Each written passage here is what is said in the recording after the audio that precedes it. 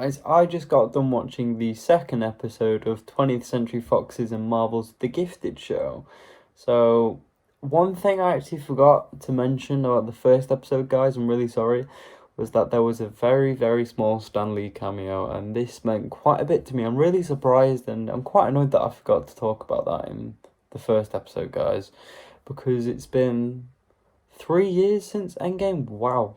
That feels like ages ago now. But the second episode, let's get into it.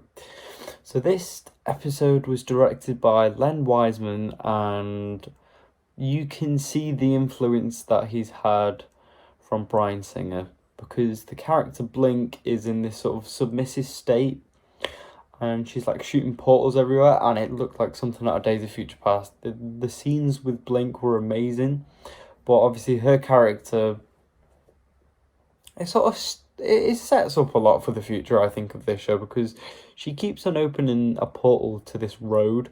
There was actually a really cool scene where she accidentally does it, like when she's like spazzing out, and like half a car comes through it, and they all have to dodge like out the way because it like cuts it off. It's like a Doctor Strange portal. It looked really cool.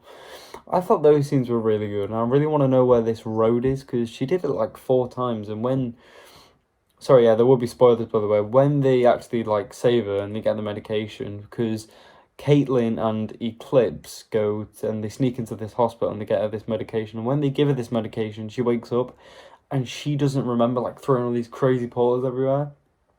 And I thought it was incredible how Caitlin and Eclipse actually get the medicine, because Eclipse's powers are the powers of the sun, like a solar eclipse.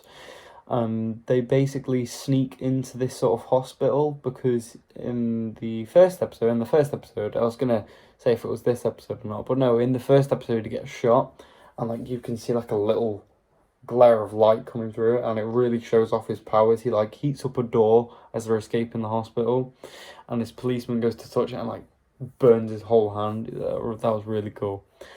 So yeah, guys, there's loads of stories going on in this episode. That's definitely a positive, I think. And one of the stories that I'm most interested in is the story at the prison.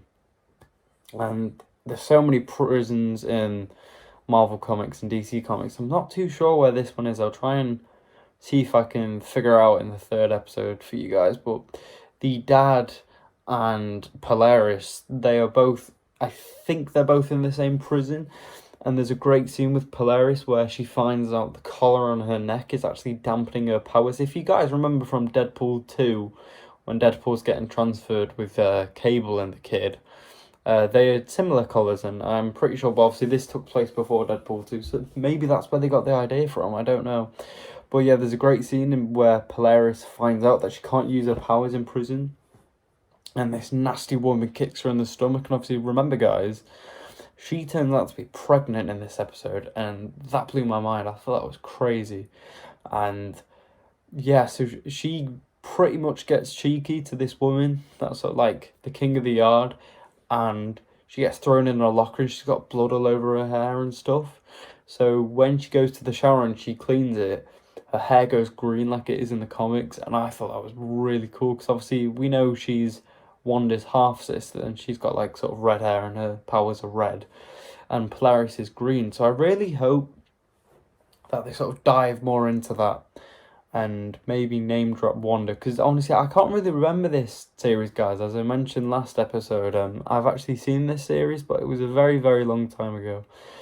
But yeah, no, this episode was very good. The negatives of this episode, I'd probably say that it's more of a fillerish episode, because the story doesn't actually move along as much as I would probably like it to, but it's only the second episode, so we're fleshing the characters out. There's a bit more story with Blink, and the story of Polaris is actually going really well, and the dad. And it's introduced us new characters like Eclipse, who I think is really cool with the laser powers of the sun. I thought that was really cool. And Lauren actually has some really cool scenes where she closes the portals that Blink's thrown out, and Andy actually has a really cool scene as well where he like pushes these policemen through a portal to sort of like let his sister like close it. I thought that was really cool. But yeah, overall, guys, another very solid episode for The Gifted, and this is only the second episode, so fingers crossed that they keep the quality up. And Yeah, they don't make TV shows like this anymore, I guess, because obviously Disney's bought 20th Century Fox, haven't they? But yeah, overall, I'd probably give this episode a solid 7.5 to an 8 if you ask me, guys. I really enjoyed it. So let me know what you guys think of the Gifted series, and if you guys are watching it along with me, what did you guys think of this episode? Let us know down below. And I'll see you guys in the next one. Goodbye.